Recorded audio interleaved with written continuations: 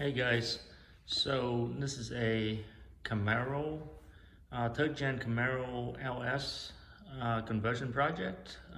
This is a car that I bought for my son, and he's 15, so he's got about a year to be able to drive it. So we figure it's going to take us a year to rebuild this car and get it on the road with his get his license. So anyhow, it's an IROC-Z 87. Car is in really good shape when we got it for a really good price too. So basically, we got the entire interior ripped apart, very solid. You hardly see any rust at all. Car's in really good shape. Look like it's a Southern vehicle. We'll be doing a brake conversion later. It had drum brakes for some reason. Not sure if IrocZ came in with it back then, but I checked the code and this is IrocZ.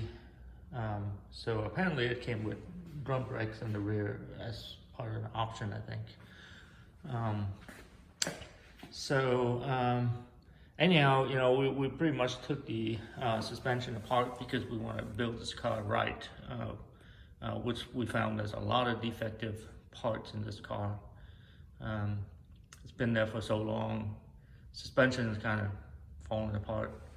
Probably the reason why the previous owner was selling it.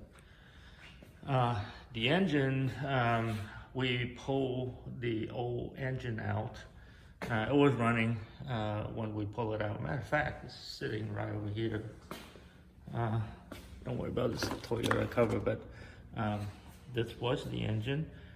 We pull it, put a new intake in it. We'll probably use it for a different project.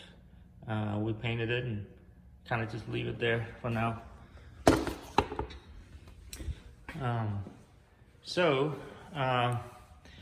Everything came out for the LS conversion.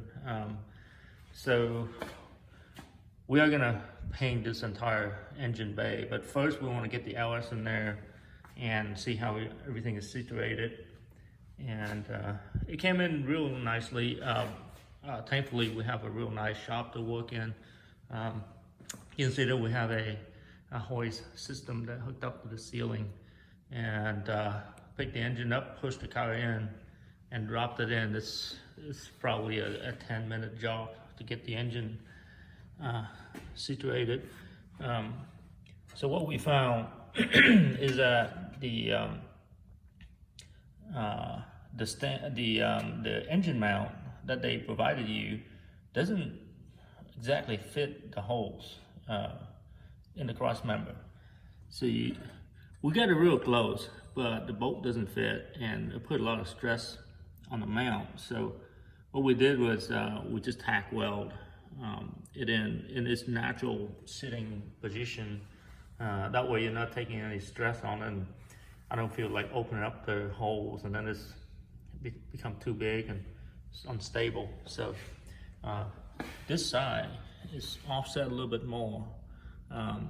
It's like probably half of the hole is lined up, so there's no way that you can get in there without messing around with opening the hole. So again, we just tack weld it in, and then we'll do a complete weld of it into the cross member when we get the engine out and the cross member out for painting.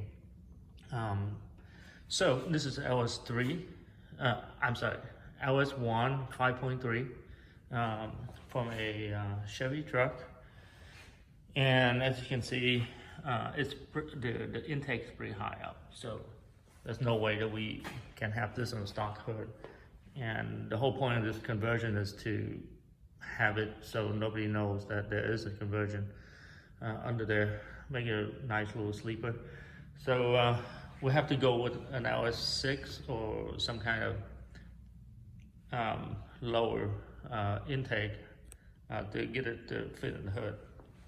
This is probably not going to fit either, with the alternator being up here somewhere. Probably going to interfere with the hood as well.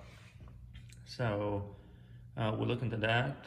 We're also thinking about doing a cam swap, put some nice headers on there. Let's see what else, just some basic power boost. Hopefully we'll get this thing up to about 400 horsepower. Even more if we're going with you know, a different set of heads, but that's down the road. Right now, kind of just get the engine situated and get the mount situated. Seems like it's sitting real nice in the engine bay right now. Everything is straight. So that's where we're at. We'll do another video and show you guys the progress, but so the plan is that we're just gonna take this engine back out and work on the body. Doesn't really need much work really. Just have to get rid of all this paint and you know, sand it down, paint the engine bay, and then paint the body. The body looks really good. There's just some dents here and there that we need to pull. No rust at all. So a couple of paint chips here and there, no problem. So yeah, this is the project. Hopefully we'll get it done in less than a year, so you know he's able to drive it when he picked up his license. Shouldn't be too bad. So the guy owned this before us, decided to cut a hole in the body to get to the fuel pump. Absolutely real bad decision. You know, I wouldn't do that in my car. Just doesn't take much to lower the fuel tank and service it.